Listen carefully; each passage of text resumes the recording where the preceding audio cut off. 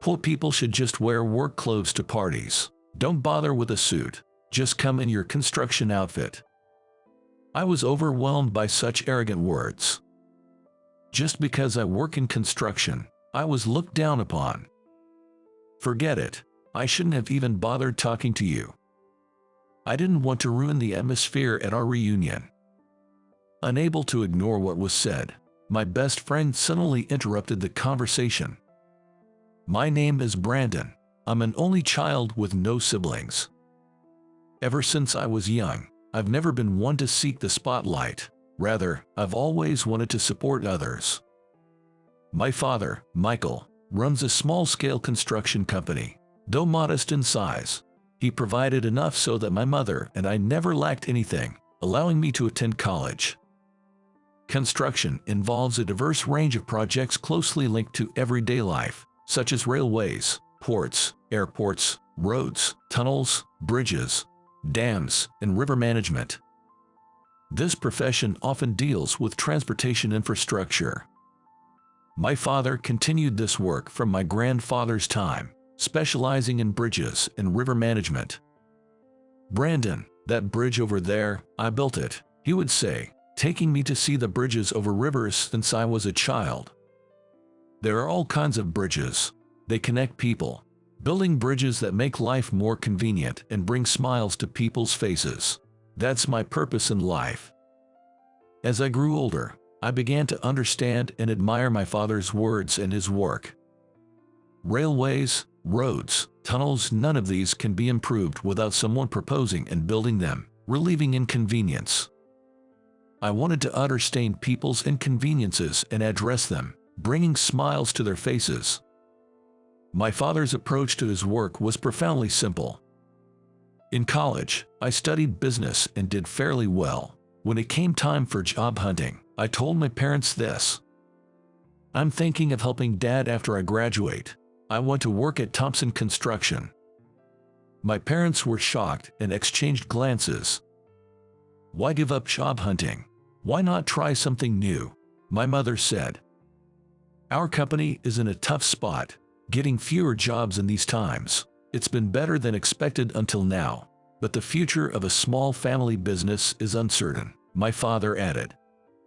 I expressed my feelings. "I know it's tough.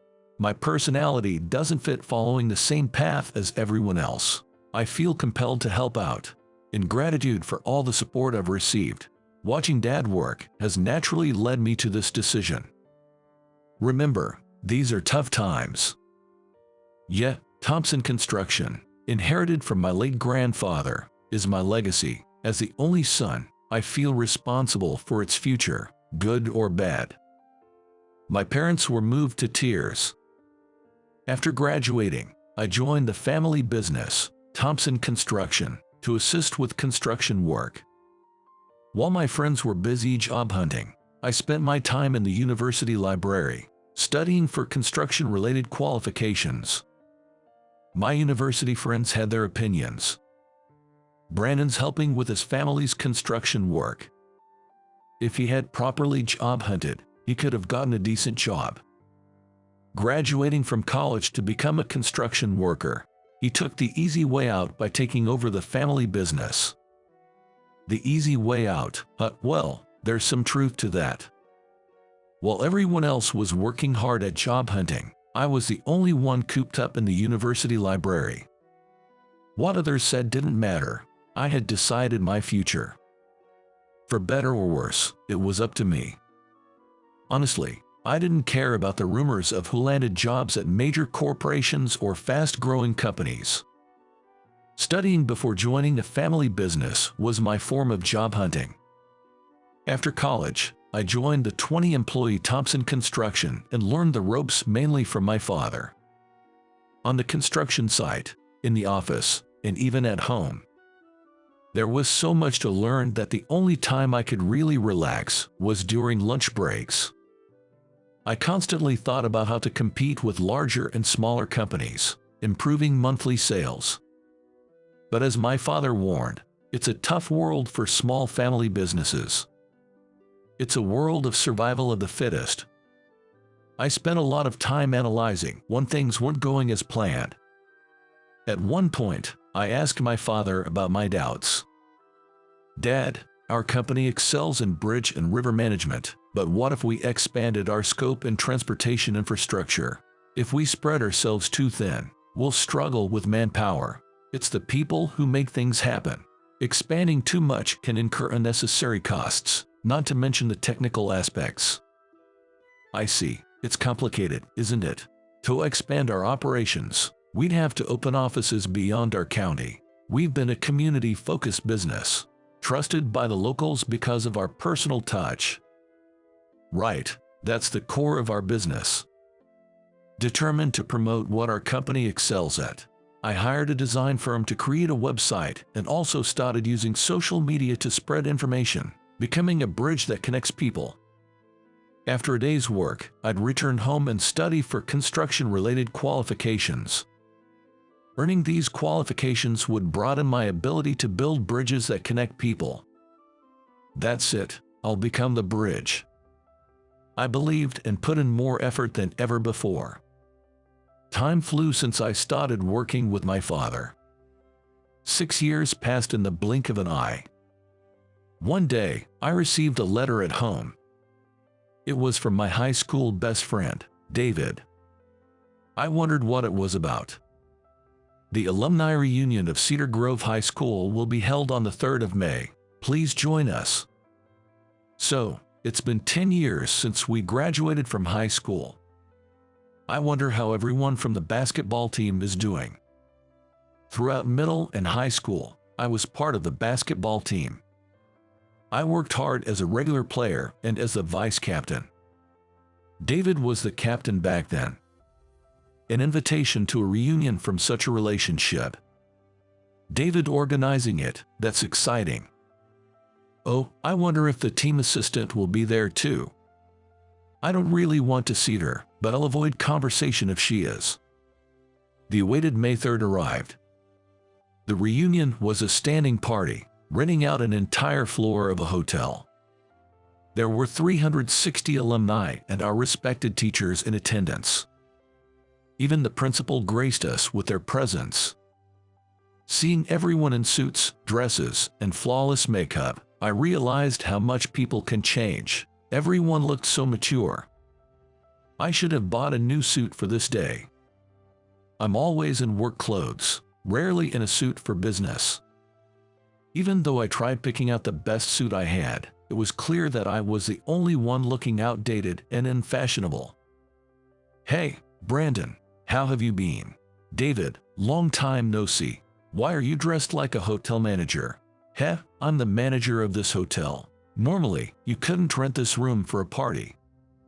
You're managing the place. That's amazing. This is the Phoenix Room, right? It's as splendid as its name. The participation fee was low, right? I managed that. Thanks for that." David, the popular captain of our high school basketball team, had become the manager of a hotel. Surrounded by women, he was as popular as ever, playing the part well. "Everyone, enjoy the special buffet course we've prepared." The women were excitedly chattering. David always knew how to please and had a knack for understanding women. That's something I couldn't do. I'm envious. "Hey, Brandon, the female team assistant is here." "Really? I didn't really want to see her." "What? Getting shy? Oh, there's our team assistant. Hey, Emily, Brandon's over here. Keep him company." "David, wait a second." I found myself face to face with Emily, the team assistant of our high school basketball team, whom I wasn't too keen on meeting.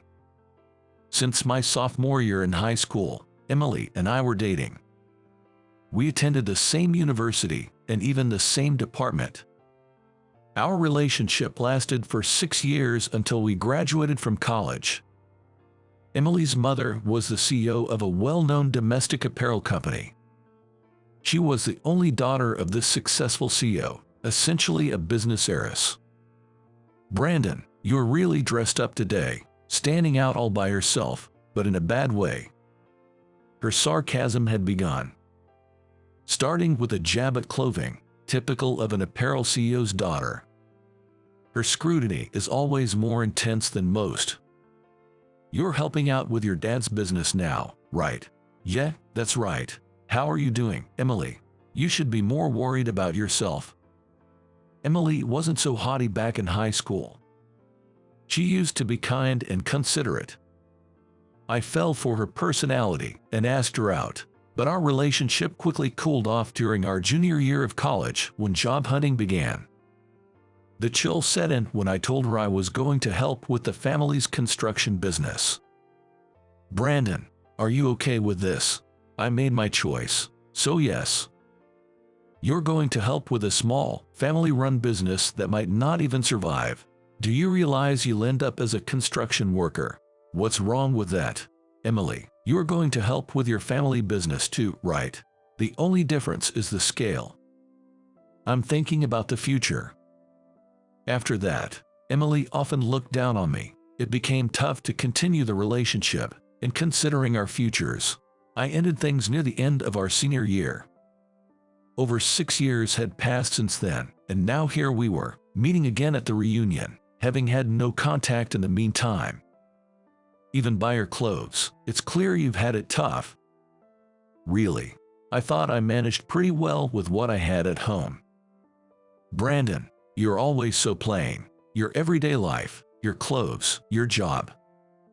Maybe so. I guess plain suits me. Emily, on the other hand, is quite flashy. Typical of a CEO's daughter. She was the most dazzlingly dressed among the women here today. There was no comeback for her comments on clothing. Being usually in work clothes, are you indifferent to parties like this? I'll try to be more mindful next time. Because of such a job, even your heart is becoming impoverished. I don't think my heart is impoverished, though. Sensing my current situation, Emily continued with an even sharper tone. Poor people should just wear work clothes to parties. Don't bother with a suit. Just come in your construction outfit. What an attitude. What have I done to deserve this? Being looked down upon just for being a construction worker, and even my company's uniform, which I wear proudly, is ridiculed. To me, my work clothes are like a uniform with a number on the back. Forget it. I shouldn't have even bothered talking to you. Emily had become an even more disappointing person than when we broke up in college. I was hoping she'd become a more mature woman, but this was just too disappointing, almost to the point of tears. Emily, do you even know what Brandon is doing now? Unable to ignore her comments, David suddenly interjected. David, you don't have to say anything. No, I have to say this as a friend. What, David? You're defending this poor guy. You have the nerve to call him poor. Sure, his clothes might be a bit outdated, but listen, Emily. Brandon has been thinking about turning his father's business around, revamping internal operations, starting with their own website and social media to let people know about their specialty. He's also earned multiple tough qualifications and is now even consulting for other construction companies. He's highly sought after in the industry. Really? Is that true? Emily's eyes widened in surprise.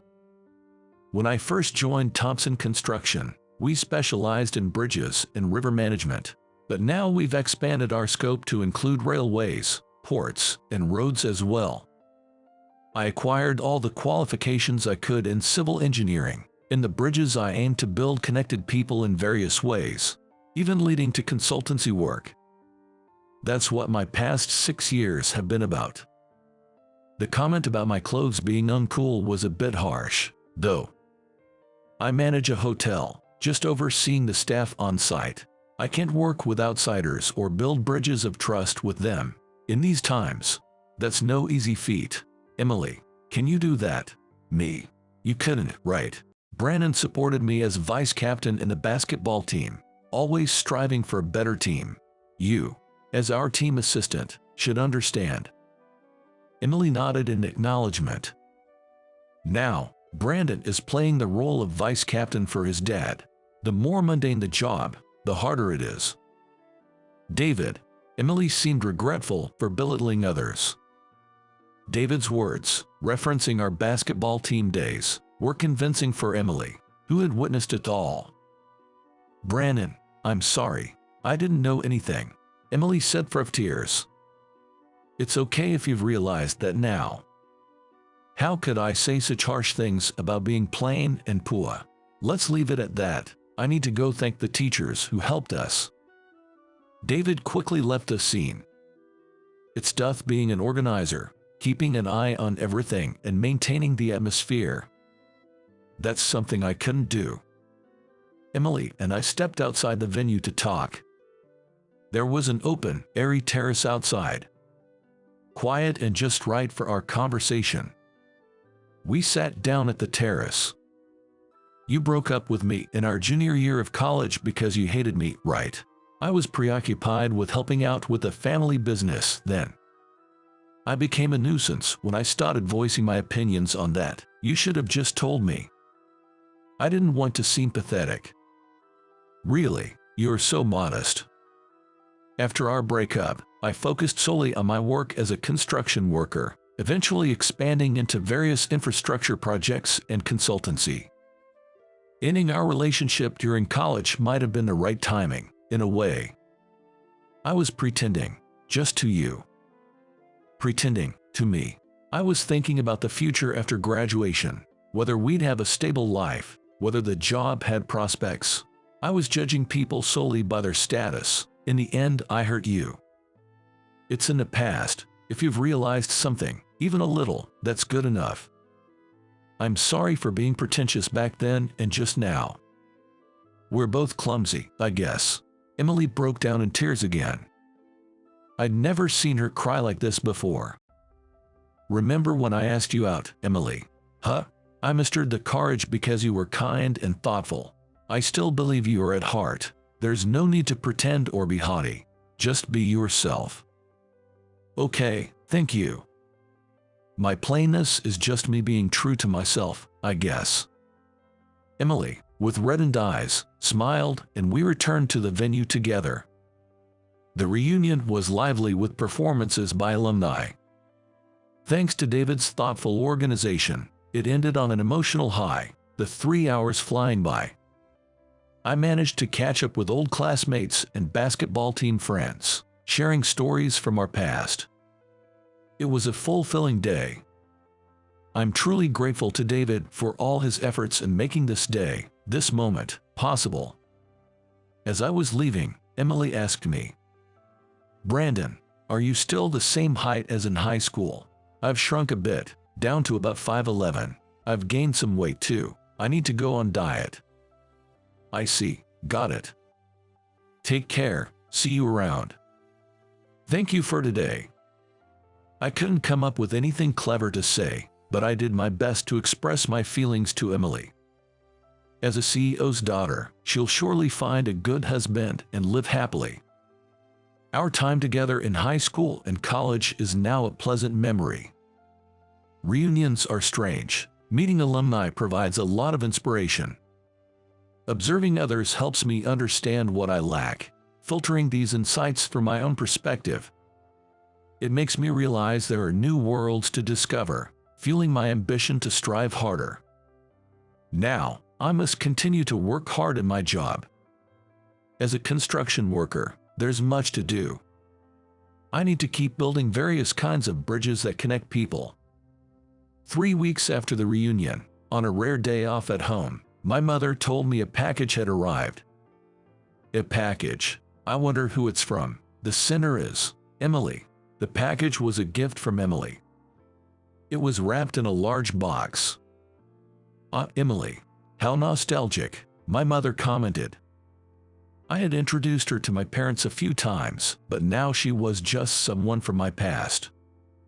Even though we had broken up, my mother seemed oddly happy. I took the package to my room and carefully opened it. Inside was a full suit set with a dress shirt. A 3-button, single-breasted suit in gray. It looked sharp.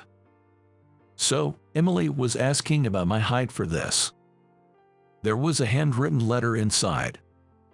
"To Brandon, Thank you for kindly scolding me the other day. This suit is tailor-made by our company's designer, perfect for business, parties, weddings.